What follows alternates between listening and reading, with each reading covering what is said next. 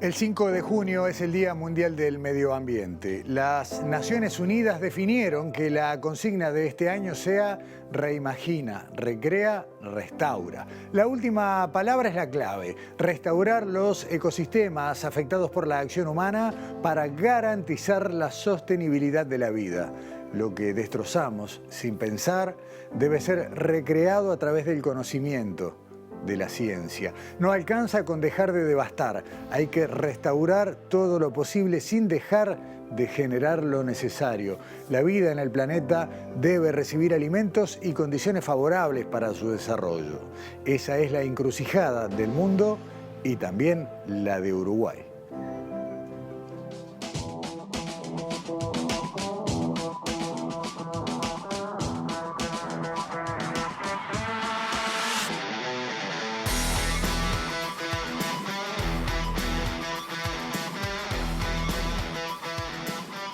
Agricultura y ganadería son aún las principales fuentes de ingresos de nuestro país. Sin embargo, a nivel global, ambas son señaladas como responsables de fuertes impactos ambientales. El tema es complejo y la necesidad de respuestas y acciones es urgente.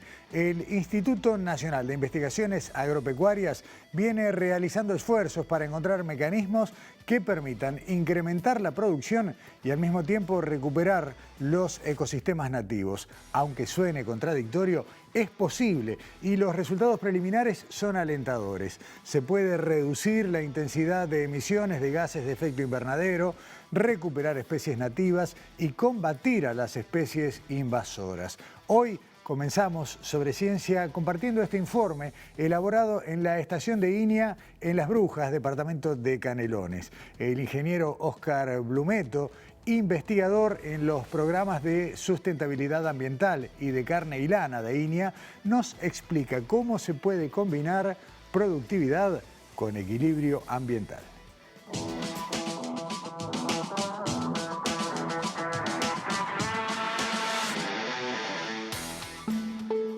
En este momento estamos visitando dentro de Inia Las Brujas lo que es el módulo ganadero.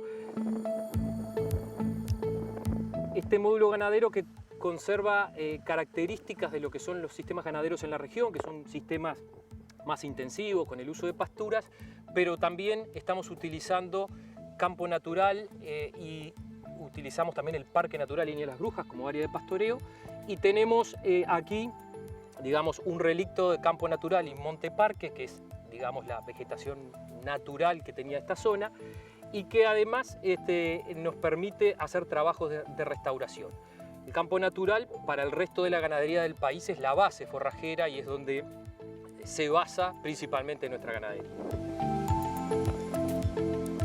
Nosotros trabajamos en la evaluación ambiental de la ganadería, pero bajo el supuesto y el conocimiento de que tenemos algunos problemas ambientales, de los cuales la producción agropecuaria en general, pero principalmente la ganadería, digamos, son cuestionados a nivel mundial, y en ese renglón está principalmente las emisiones de gases de efecto invernadero, en las cuales se trabajan para reducir y mitigar esas emisiones, pero también tenemos aspectos positivos ambientales, que muchas veces son los que son dejados de lado, y en ese caso nosotros trabajamos evaluando sobre todo el estado de los ecosistemas y la biodiversidad que convive con los sistemas de producción, y ahí tenemos muchas cosas buenas para mostrar, porque tenemos sistemas que, como decía, están pasados sobre campo natural, que a su vez conviven con bosque nativo, y entonces son sistemas altamente biodiversos, cosas que es muy poco común en el resto del mundo. Y a su vez también podemos hacer en esas cuestiones trabajos de restauración o de mejora del estado ecosistémico.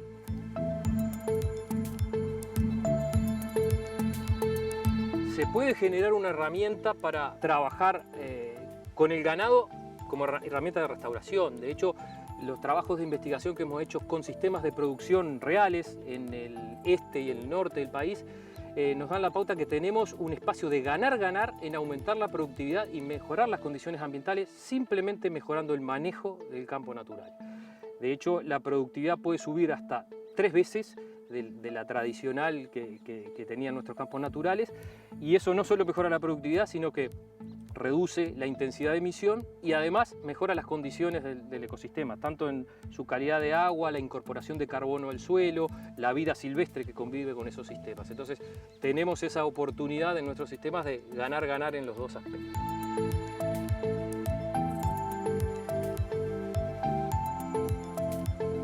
Y también nosotros estamos trabajando en este momento en trabajar en un esquema de tipificación. ¿Qué trata esto? Bueno, intentamos de que el consumidor en cualquier parte del mundo con su teléfono inteligente pueda escanear un código QR y a partir de la trazabilidad obligatoria que tiene el ganado nuestro pueda llegar a qué predio se produjo y que automáticamente en su celular le salga la información de todas las características ambientales que tiene el sistema de producción. Si trabaja con pastos naturales, qué porcentaje de bosques tiene, las especies que han sido registradas ahí en el caso de que las haya, algunos indicadores que desarrollamos nosotros como el índice de integridad ecosistémica, que es una forma de medir cómo está el ecosistema que se está utilizando para producción, etcétera, etcétera. Entonces la idea también es que exista un sistema que se pueda aplicar a nivel nacional y que con información que ya existe y otra que se está generando, el consumidor pueda saber de dónde viene lo que estoy comiendo, qué características tiene.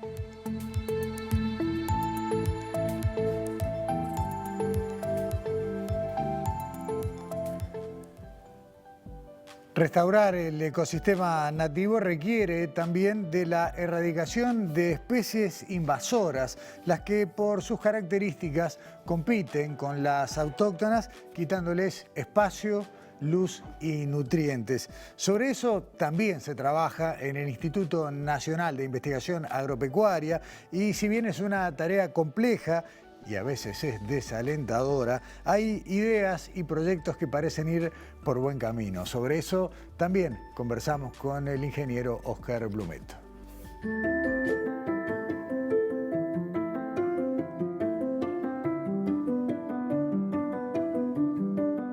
Tenemos un enorme problema ambiental, que es el segundo problema ambiental a nivel mundial en cuanto a conservación de la biodiversidad, que es la invasión de especies exóticas. En este caso, principalmente árboles. Tenemos una gran cantidad de árboles exóticos invasores, los más problemáticos son el ligustro y la acacia negra o algarrobo negro, que es la Gleditsia triacanthus.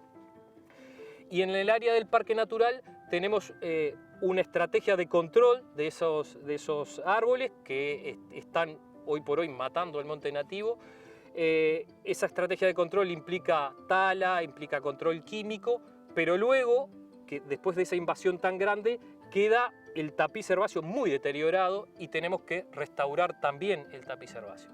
Lo que estamos experimentando en este momento es usar el ganado con una doble estrategia de control. Primero, que pastoren los renovales de ligustro, que son la invasora que controlamos, pero vuelve a nacer. Y segundo, que nos permita hacer transferencia de semillas de una zona de campo natural donde tenemos una buena composición de especie a la zona que quedó devastada. Es un trabajo desesperantemente lento el de control de exóticas invasoras porque uno controla los árboles, pero empiezan a nacer otra vez los árboles pequeños y hay que tratar de controlarlo. Y por otro lado, no queremos que dejen de nacer los nativos. Y ese trabajo de cuánto pastorear, con qué presiones, es realmente en el que estamos trabajando e investigando.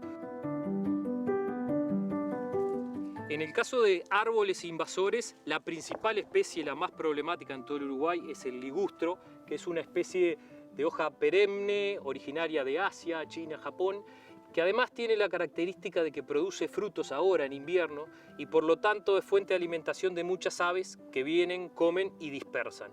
Entonces es un problema grande, además tiene un poder germinativo enorme y es una especie que crece más alto que los árboles nuestros, pero además de crecer más alto nunca pierde la hoja y termina ahogando al monte nativo y matando. Y eso es por eso que es un problema grave de conservación.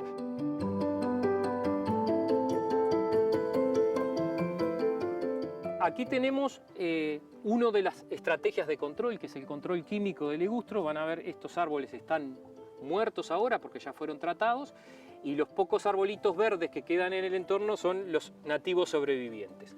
Esta estrategia implica la utilización de unos orificios en la base del árbol y la utilización de control químico. En este caso se está utilizando glifosato a razón de 1 centímetro cúbico en cada uno de esos orificios. Lo que hace es matar la planta en pie, y esto, si bien en este caso podríamos cortarlo para leña y aplicar sobre el tocón, esto nos permite avanzar mucho más rápido en el control, y en zonas tan invadidas como esta es muy importante la eficiencia en el uso del tiempo y el costo, que es bastante menor que el de la tala.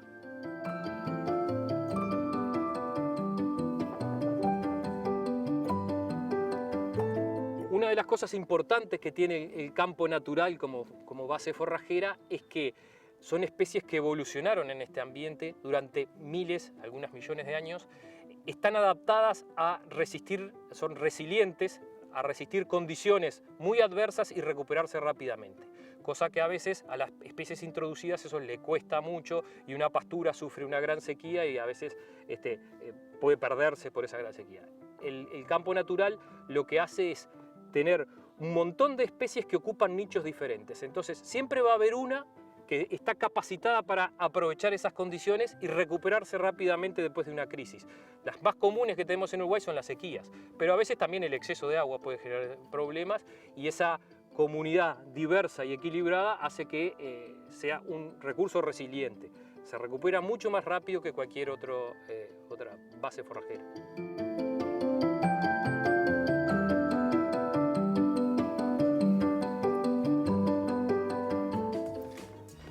Como decíamos en el arranque, el 5 de junio es el Día Mundial del Medio Ambiente y estamos dedicando este programa de Sobre Ciencia a hablar desde distintos enfoques de temas medioambientales. Y hoy vamos a hacer algo un poco atípico, que es, de alguna manera, reiterar el entrevistado o seguir conversando, pero ya con otras herramientas. Vamos a volver a bienvenir al ingeniero Blumeto, pero para hablar de lo que tiene la estación de INI allí en Las Brujas como reservorio, como reserva ecológica. Blumeto, bienvenido. ¿Cómo le va? Buenas noches. Hola, buenas noches. Muchas gracias. Gracias a usted. Blumeto, ¿qué tiene INIA en materia de conservación? Además de todo lo que veíamos de investigación para compatibilizar producción y sostenibilidad, además tienen reservas. Sí, hace un tiempo ya, unos cuantos años, dentro de la estación experimental, un área se destinó a la conservación y a la compatibilización de un manejo de producción con manejo de conservación. Eso está en una visión de un gradiente de intensificación. Como ustedes visitaron la estación y vieron, tiene producciones de las más intensivas en el país, como la horticultura, la fruticultura, producción de alimentos que normalmente tienen una intensidad muy alta. Luego en la parte ganadera tenemos también una parte más intensiva con el uso de pasturas implantadas, y una parte más extensiva, complementaria con la anterior, y que, como veíamos, también contribuye a los objetivos de conservación, incluso a los de restauración. Entonces, en esa idea del gradiente de intensificación, un área, el parque natural, está destinada a la conservación. Si bien tiene algunas partes con manejo productivo, es un manejo que principalmente atiende al tema de conservación y en segundo término al de producción. Y a su vez además forma parte esta área hoy, cuando empezamos del área protegida de humedales del Santa Lucía. O sea que además tiene ese otro rol, tiene costa al arroyo de Las Brujas, con lo cual tiene una representación bastante grande en cuanto a los ecosistemas propios de la zona, y además, no en este momento de pandemia, pero habitualmente está abierta al público. Sí, tuvimos en este momento de pandemia, obviamente eso no se puede visitar porque por las restricciones sanitarias. Teníamos hace algunos años visitas calendario. Hoy por hoy funcionamos con algunos grupos de interés, sobre todo en el tema de educación, con visitas programadas, la cual los grupos estos se anotan y realizamos algunas visitas guiadas, sobre todo, como decía, para mostrar esos tres componentes que vos hablabas. Cómo se puede trabajar en estos ecosistemas para restaurar, cómo se puede trabajar en la lucha contra las exóticas invasoras y a su vez algunas otras alternativas de uso de las especies nativas con fines productivos, ya sea, por ejemplo, los frutos nativos, que además de la estrategia de cultivo hay una plantación en condiciones seminaturales, pero también la restauración de monte ribereño, que ha sido durante décadas muy degradado en toda esta zona, muy densamente poblada, con mucha extracción de leña, y hoy estamos intentando que vuelva a ser lo que supuestamente era hace algunos siglos. En este tema puntual del monte ribereño, que ha sido visto no solo como un problema en cuanto a su degradación, sino a lo que genera en la llegada de efluentes a los cursos de agua y demás, ¿cómo funciona la posibilidad de transferencia al resto, por lo menos en este caso, de los demás predios productivos del área? ¿Hay un efecto, a ver, decirle contagio? ¿No solo aumenta el monte ribereño en lo que son los predios de Inia? Bueno, en esta zona en particular, afortunadamente sí, tenemos los predios linderos que más o menos conservan el área de monte ribereño en condiciones y más o menos similar, quizás más reducida el área de Monte Parque, pero también está. Y lo que decías es muy importante, eso como un filtro natural, como una zona de amortiguación de la llegada de el agua de escurrimiento que lleva nutrientes, que lleva sedimentos del área de producción más intensiva. Por eso importante ese rol en este gradiente de intensificación, es decir, en la medida que nos acercamos a los cursos de agua tenemos que conservar mucho más los ecosistemas naturales para evitar que los efectos colaterales de los sitios donde hacemos la producción de alimentos terminen afectando al ecosistema acuático. Finalmente, Blumeto, además de todo lo que hemos hablado en cuanto a especies vegetales, tanto a las invasoras como a las nativas que queremos restaurar, allí también se dan las condiciones para las especies animales autóctonas y sobre todo en el tema aves, ¿no? Que es una belleza de ver. Sí, tenemos una zona privilegiada al estar muy cerca de los humedales de Santa Lucía, pero a su vez convivir con estos otros tipos de ambientes que hablábamos. La riqueza y la diversidad es enorme. Las aves, tenemos más de 180 especies de aves registradas en la estación experimental, pero también un montón de mamíferos, reptiles, anfibios. Ha habido un trabajo colaborativo con la universidad y otras instituciones para relevar la diversidad. Y realmente es sorprendente, sobre todo pensando que estamos a 30 kilómetros de Montevideo. A veces uno piensa que para encontrar esta diversidad tiene que irse al norte del país, donde quizás también la encuentre afortunadamente, pero tenemos un lugar cerquita que mantiene esa riqueza aún. Antes que se tibie el agua del termo, uno ya puede estar ahí, si sale de la capital. Sí, sin duda. Blumeto, ¿hay alguna idea de fecha o de tiempo para volver a habilitar el ingreso al público en general a la zona visitable de Las Brujas? Bueno, en ese caso nos manejamos con la misma incertidumbre que todos de cuánto va a durar esta pandemia y cuánto nos va a permitir funcionar normalmente. Y a partir de ahí veremos qué posibilidades hay. Siempre nosotros mantenemos una parte, el Parque Natural es bastante grande, tiene 150 hectáreas, pero mantenemos un área de 20-25 hectáreas muy cercana a la sede central de la estación, que nos permite hacer una visita en corto plazo, y esa es una de las que primero habilitamos en la medida que la condición sanitaria nos permite. Excelente. Ingeniero Oscar Blumeto, muchísimas gracias por todo, por la recepción que nos dieron hace unos días allí en Las Brujas y por esta charla de hoy. Ha sido un placer, como siempre a las órdenes, y seguiremos hablando de cuestiones ambientales en el futuro, porque es algo que cada vez tenemos que atender con mucho más fuerza. Y Uruguay ha asumido ese compromiso y hay mucho por decir al respecto. Mucho por decir, mucho por hacer y mucho por ganar. Gracias, Blumeto, hasta pronto. A las órdenes. Y simplemente contarles que en próximos programas de Sobre Ciencia seguiremos mostrándoles algunas de las cosas que se trabajan y se investigan allí en Inia Las Brujas. Ahora, primera pausa. A la vuelta vamos a hablar de producciones, de herramientas sostenibles que nos mejoran la calidad de vida y también de vigilancia en cuanto a contaminación ambiental. Ya volvemos.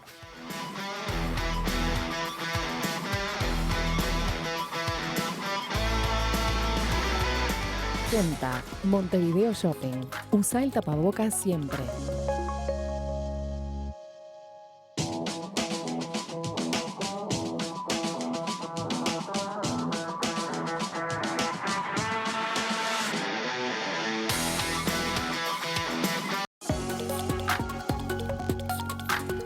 Presenta Montevideo Shopping. Usa el tapabocas siempre.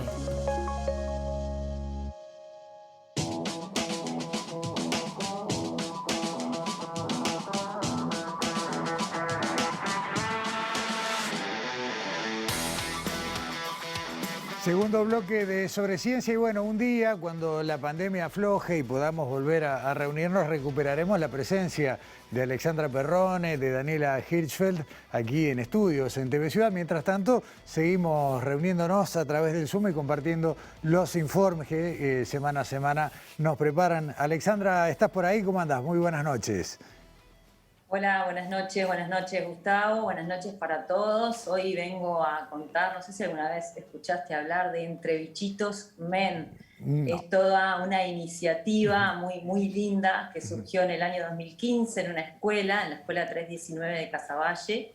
Y bueno, allí los niños descubrieron en una visita al Centro Ecológico Integrado del Medio Rural, el Seimer de Rocha, que son un biopreparado de microorganismos, seres vivos que en ese entonces tenían una base de origen japonés. Ajá. Y bueno, allí su maestro, Federico Mesa, los incentivó a investigar y a llevar esos microorganismos, que son muy eficientes para el tratamiento de aguas residuales, a llevarlo a su escuela. Y ahí empezó toda esta aventura de Entre Bichitos. Es una historia preciosa y la verdad que ahora es una cooperativa muy próspera que todavía apuesta mucho a la educación, a la investigación y a la colaboración con muchos centros educativos. Está bien, pero además de eso, Alexandra, ya sale a los mercados, digamos, ya genera un producto que uno puede adquirir. Y justamente, claro, esa iniciativa lo llevó a acercarse a los científicos uruguayos. Trabajaron con científicos del IRSE, con la Facultad de Agronomía, con científicos del Instituto Pasteur, y es toda una aventura que es muy lindo de escucharla, de la voz justamente de Federico Mesa y de Jimena Echeverrió. Muy bien, escuchamos, vemos la primera parte del informe, dale.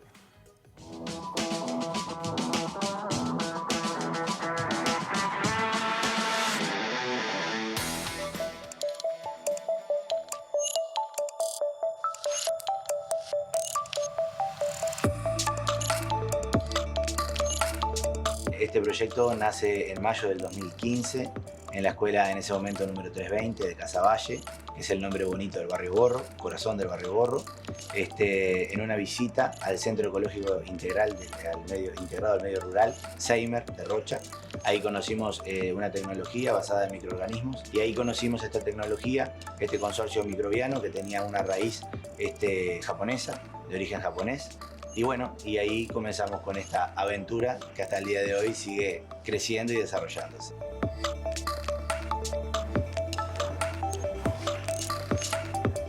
Los microorganismos eficientes nativos son un consorcio microbiano, que están aquí adentro, que está compuesto por microorganismos que son seres vivos muy pequeñitos, que solamente lo podemos ver a nivel de microscopio. Mayoritariamente está conformado por bacterias acidolácticas, otras bacterias heterótrofas, levaduras y actinobacterias. Ellos conforman un consorcio porque entre ellos generan relaciones de mutualismo, o sea, se benefician todos los integrantes de este consorcio, de esta colonia, que está compuesta por diferentes especies, diferentes cepas y distintos géneros de microorganismos. El primer contacto con los científicos lo tuvimos, y siempre hay que recordarlo, que fue el ingreso del programa Huertas en Centros Educativos a la escuela, porque el trabajo del maestro o de la maestra es un trabajo muy solitario, ¿sí? Donde no tenemos por costumbre trabajar con otras y vincularnos, acercarnos a otras disciplinas y a otras formas de hacer. Entonces, el conocer cómo se trabajaba en la universidad, cómo trabajaba el programa Huertas en Centros Educativos, fue para nosotros un aprendizaje que realmente fue muy importante. Primero en este laboratorio, con Mónica Galán, con Gualberto Treyes, en Ecotec, se hizo el análisis de inocuidad del producto para saber que no les hacía mal a los chiquilines y a las chiquilinas. Después se empezó a hacer una caracterización del consorcio microbiano. Y actualmente se hizo una caracterización, una secuenciación masiva de ADN de hongos, que se tuvo que ir hasta Alemania. El Clemente Estable tuvo que becar a una persona para que fuera a Alemania para aprender a hacer esto, porque en el Uruguay no se hacía. En esa caracterización trabajó el Instituto Pasteur, el Clemente Estable, institutos de Corea del Sur y de Alemania. Y también es un proceso novedoso en la generación de conocimiento para nuestro país.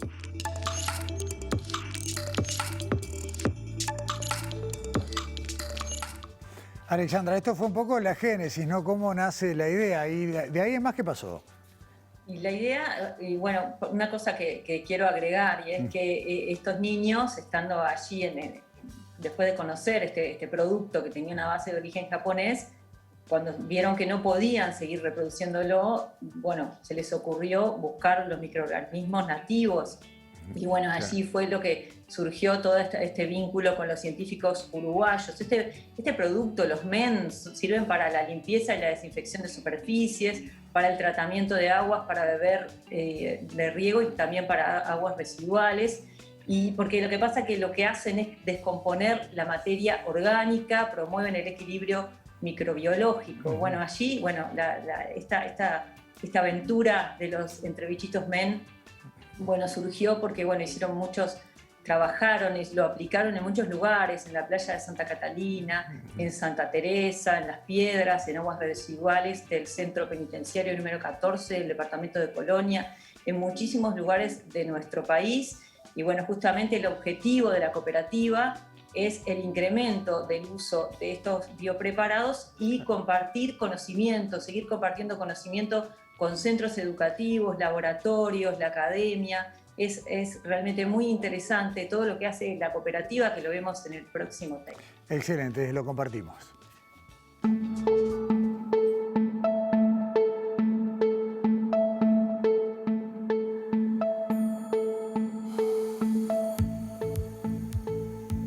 Nuestra cooperativa tiene 4 dimensiones de trabajo, que son las que organizan el trabajo cotidiano. Una es la dimensión pedagógica, que está centrado en todo lo que tiene que ver con talleres de formación, actividades de seguimiento, bueno, trabajar en centros educativos. Otra es la dimensión comunitaria, como lo que hemos realizado, por ejemplo, en Santa Catalina, el trabajo a nivel de vecinos y vecinas. También está la dimensión productiva, que es, bueno, el desarrollo de los distintos productos y la producción y comercialización de esos productos, y la dimensión científica, que es la generación de conocimiento para la cooperativa, pero también para dar respuesta a los problemas concretos de la gente. Hoy en día nuestra planta está en la zona rural cercana a San Jacinto, en el predio de la Fundación Juan Carlos Bocone, y ahí tenemos los distintos dispositivos de activación del producto. También hacemos, bueno, todos los preparados, el envasado, el acopio, bueno, todo lo que tiene que ver con la dimensión productiva de la cooperativa.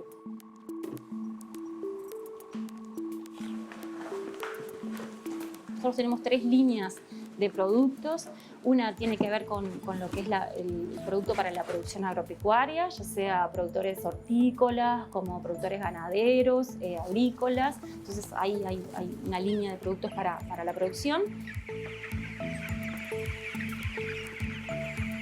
Otra es la línea de productos para tratamiento de aguas residuales, que puede ser una planta de tratamiento. Ahora también estamos trabajando con un feedlot ganadero. Bueno, y ahí tenemos esa línea. Y después la otra línea, hogar, que es tanto a nivel domiciliario para el tratamiento de, bueno, limpieza, cañerías, graseras, pozos sépticos, y también lo que tiene que ver con el jardín, con las plantas y también para el uso de mascotas.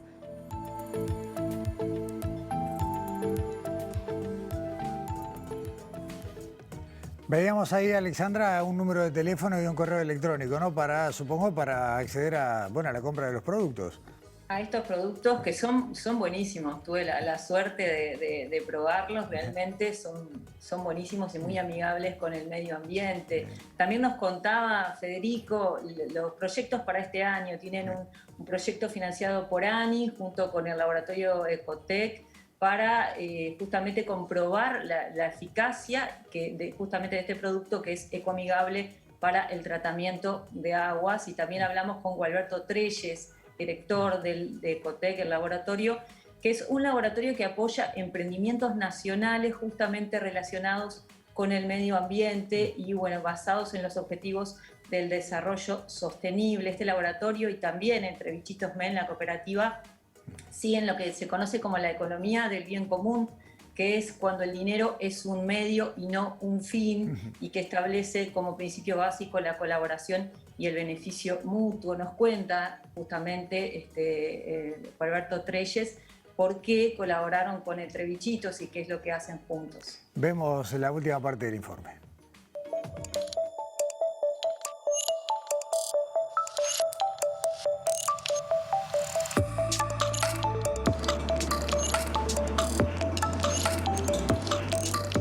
Nosotros conocimos a Entre Bichitos trabajando con la Agrincubadora, que es un proyecto de trabajo de ciencia en las escuelas. Entre Bichitos había tenido una participación activa en esta idea de vincular la ciencia con las escuelas a través de su proyecto, y nosotros estuvimos involucrados en la Agrincubadora como parte de nuestro compromiso con llevar la ciencia con conciencia, que es nuestro lema, hacia la educación, hacia los niños y hacia los emprendimientos productivos con un enfoque social, como es Entre Bichitos. Vamos a apoyar a Entre Bichitos en su proyecto con la ANI para poder caracterizar los microorganismos eficientes nativos en su composición microbiológica y físico-química. Nosotros queremos una escuela y una educación viva que investigue, donde la dimensión productiva esté bien marcada, bien presente en la vida de la escuela, y la dimensión de investigación también. Queremos que lo que la niña, el niño tienen que construir como categoría conceptual pase primero por las manos, pase por el cuerpo y después se construya como categoría conceptual. Queremos una escuela que haga, que construya, que produzca, que viva con los problemas de su comunidad.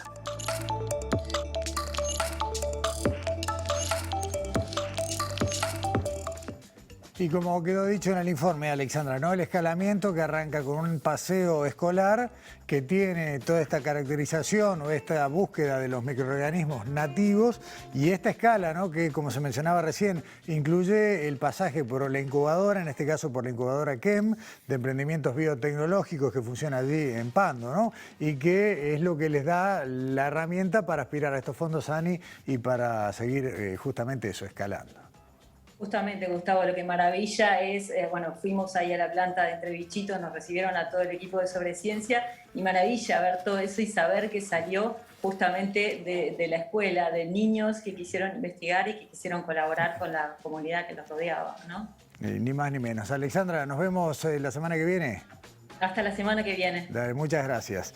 Y nosotros seguimos en Sobreciencia, decimos, ¿no? Este es un programa especial, tenemos muy pronto el Día del Medio Ambiente, el próximo 5 de junio, y no solo nos detenemos en las cuestiones virtuosas, sino que también, bueno, hay que controlar, hay que vigilar, y en eso descubrió Daniela Hirschfeld un programa internacional que se dedica al monitoreo de determinadas partículas desde Facultad de Ingeniería y en colaboración con una cantidad muy grande de países, coordinado desde Estados Unidos, creo. Daniela, a ver, decime si hice la introducción correcta. ¿Cómo andás? Bienvenida, buenas noches.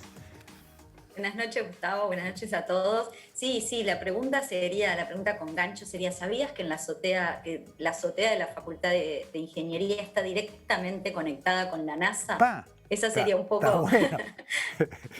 La introducción de este tema que permite entender, bueno, qué quiere decir esto. Bueno, desde el 2018, desde fines del 2018, y se puso a punto en 2019, en la azotea de la Facultad de Ingeniería se encuentra un equipo que forma parte de una red de sensores de aerosoles coordinada por la NASA, que tiene más de 1000 de estos aparatos en diferentes ciudades y localidades y puntos del mundo, y uno está aquí en la Facultad de Ingeniería de Uruguay. Está bueno. Y esto está, además de tener los sensores, tiene el comando de investigadores de nuestro país. Exacto. Todo este proyecto está liderado por Erna Frins, que es profesora del Instituto de Física de la Universidad de la República, además de una investigadora que recibió el premio L'Oreal por las mujeres en la ciencia en Uruguay. Ella hace muchos años se dedica a esta línea de investigación y por su trayectoria en un momento la NASA, bueno, gente trabajando para la NASA se contactó con ella para decirle que les interesaría poner este aparato en la Facultad de Ingeniería, y así empezaron a monitorear fenómenos y compuestos que están en la atmósfera que hacen a la calidad del aire. Pero bueno, capaz lo cuenta mejor Erna en esta nota. dale, vemos la primera parte del informe.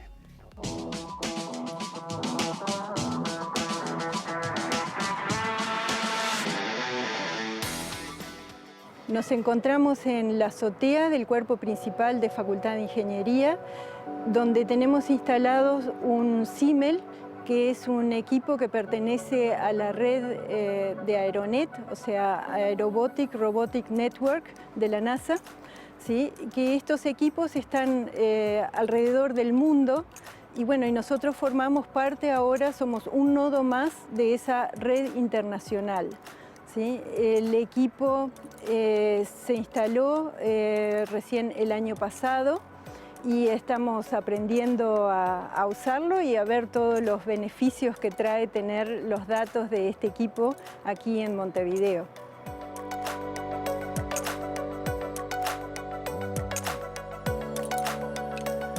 En este proyecto básicamente los equipos que están acá son fotómetros. Estos son equipos muy fundamentales.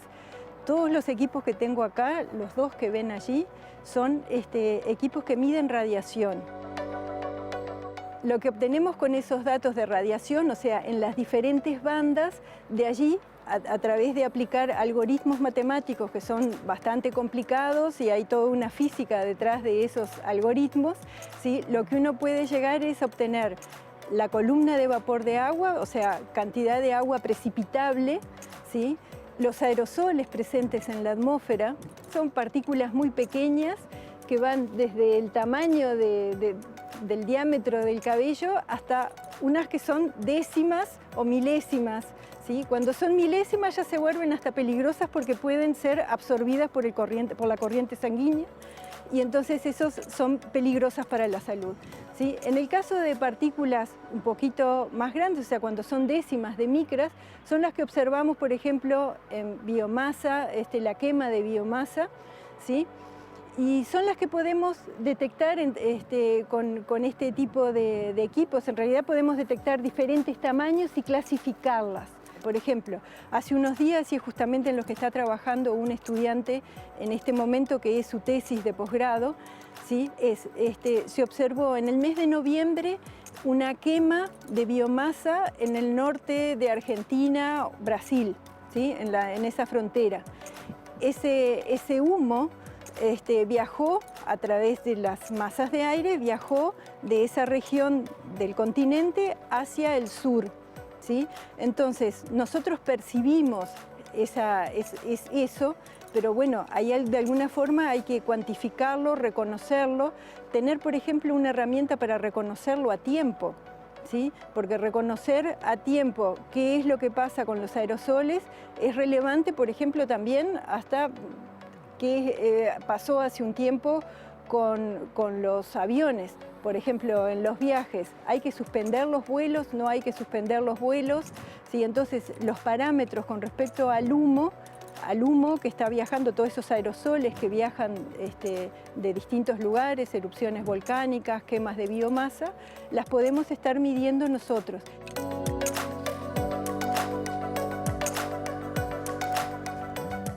O sea, Daniela, que acá hay como dos dimensiones, ¿no? La que vos mencionabas de pertenecer a una red global que, bueno, administrará los datos de todo el planeta, pero también la información local. Exacto. Bueno, un poco lo que contaba Erna es que este aparato ayuda a ver en la atmósfera lo que obviamente no ve el ojo humano y utilizarlo en diferentes ámbitos, tanto en la investigación científica, porque por supuesto hay proyectos que tienen que ver con esto, como Erna contaba esta tesis de maestría, como utilidades más aplicadas, ¿no? En la aviación civil. Claro. En otro tipo de ámbitos. De hecho, ahora en la próxima parte del tape, Alejandro Agesta y Nicolás Casavalle que son integrantes del grupo que lidera Hernán en el Instituto de Física, el grupo de óptica aplicada, nos van a contar un poquito de cómo funciona, cómo son las partes que componen este CIMEL, este fotómetro, y después Hernán nos va a contar bien concretamente cuáles son las utilidades de este equipo. Excelente, vemos la segunda parte del informe entonces.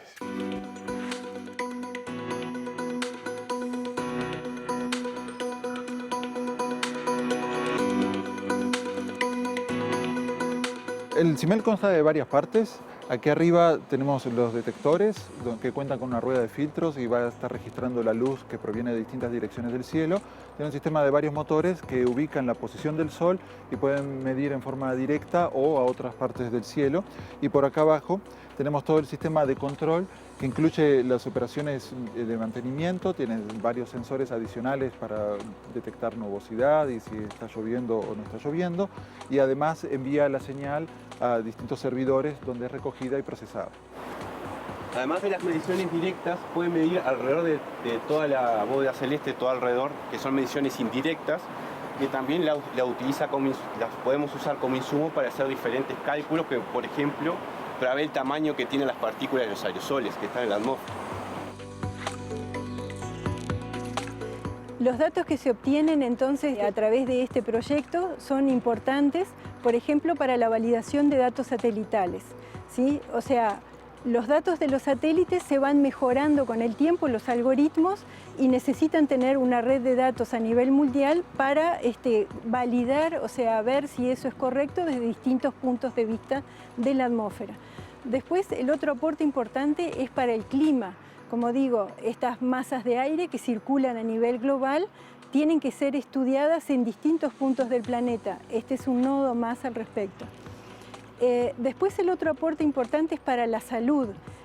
¿Qué más importante para la salud? Es saber el tipo de aerosoles que tenemos que están circulando en Montevideo. Son pequeños, son más grandes, cuanto más pequeños, más problemáticos para la salud. Y es el único lugar, en realidad, en esta zona que puede dar ese dato. Eso es lo más relevante, en realidad, en este momento, porque hasta ahora nosotros, Uruguay en sí no tenía la capacidad de poder medir todos estos parámetros.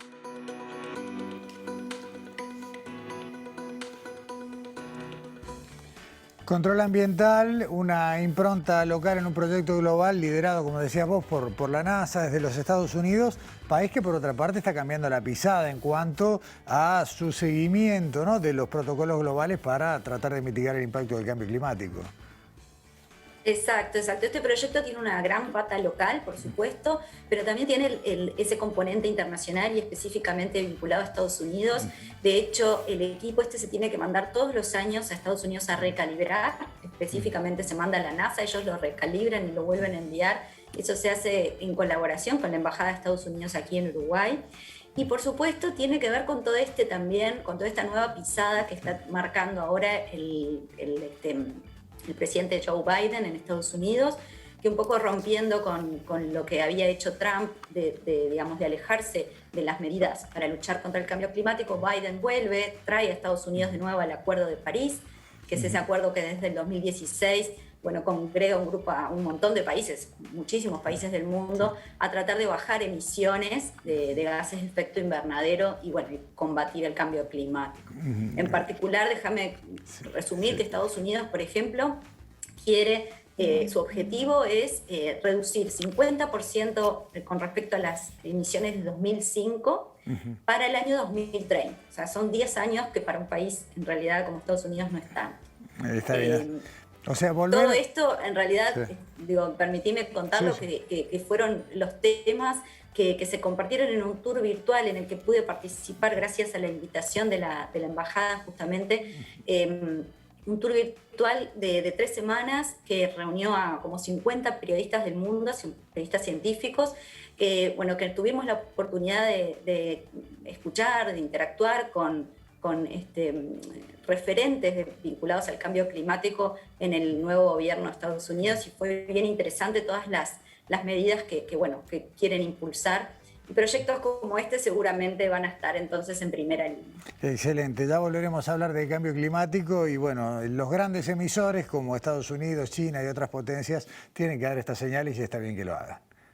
Gracias, Daniela. Exacto. Nos vemos en la semana que viene. Buenas luego. noches.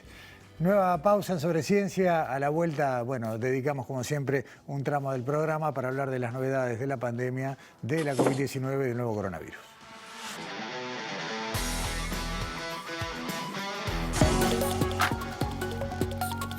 Presentó Montevideo Shopping. Usa el tapabocas siempre.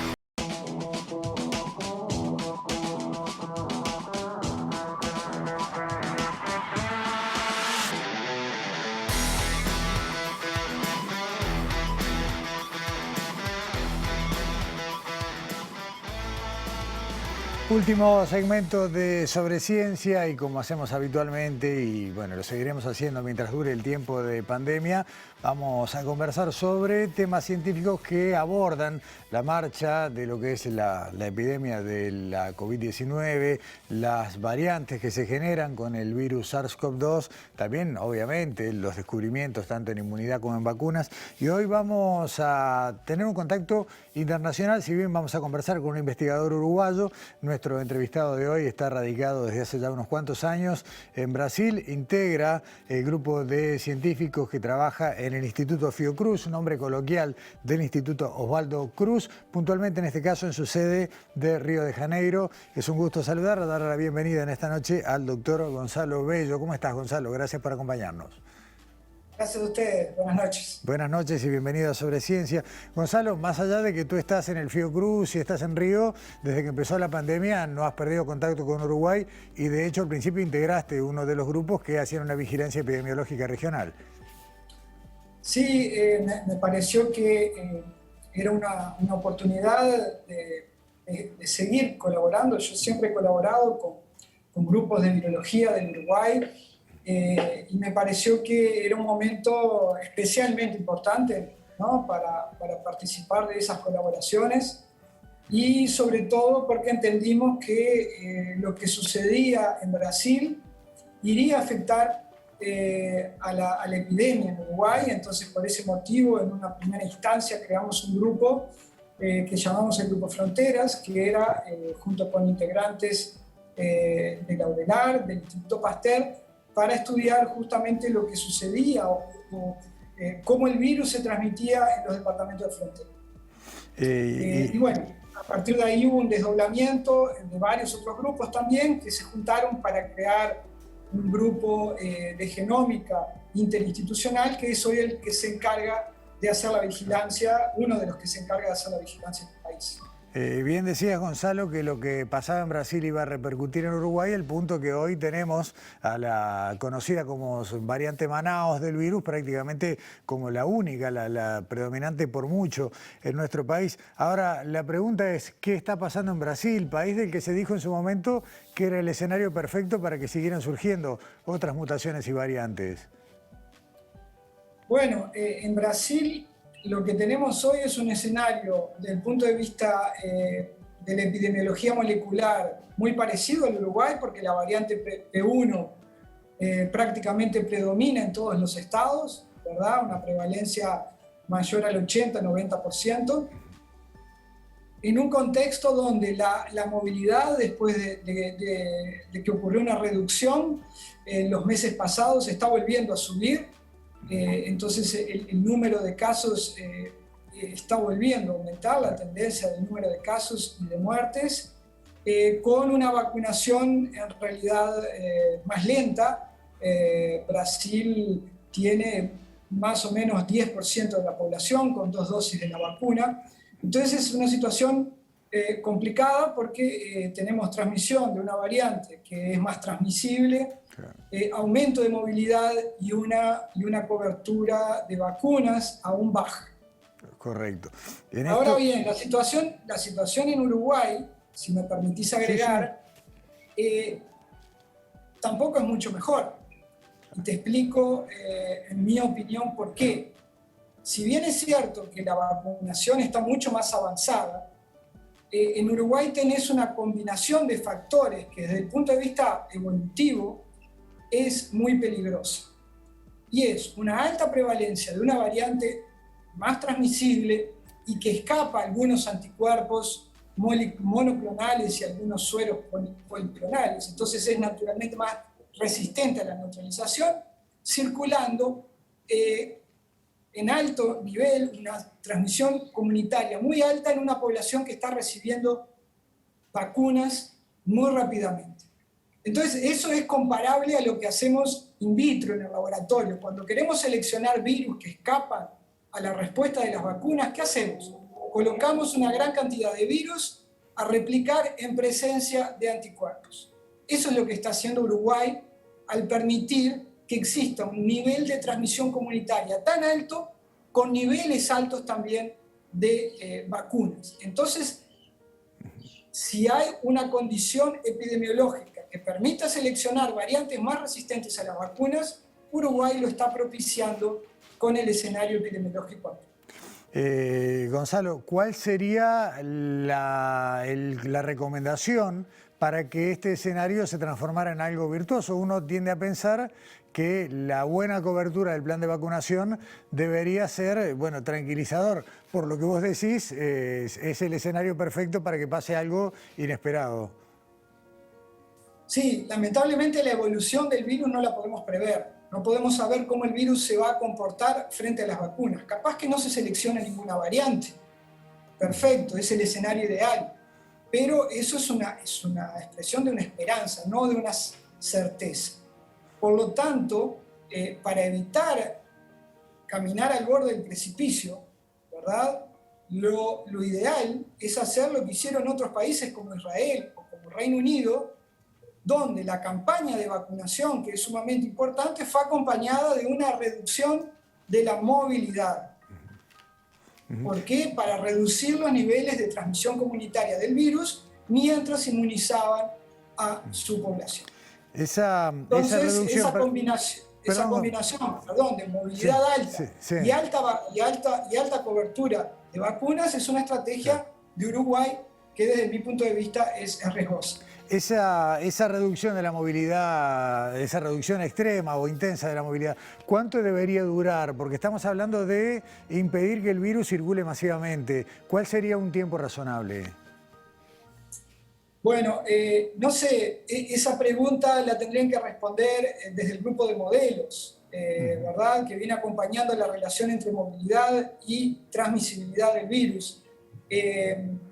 Lo importante a considerar es que cuando tú acompañas las vacunas con reducción de movilidad, la caída del número de casos y la caída del número de muertes se vuelve exponencial. Es mucho más rápida que cuando solo basás el control de la transmisión en las vacunas.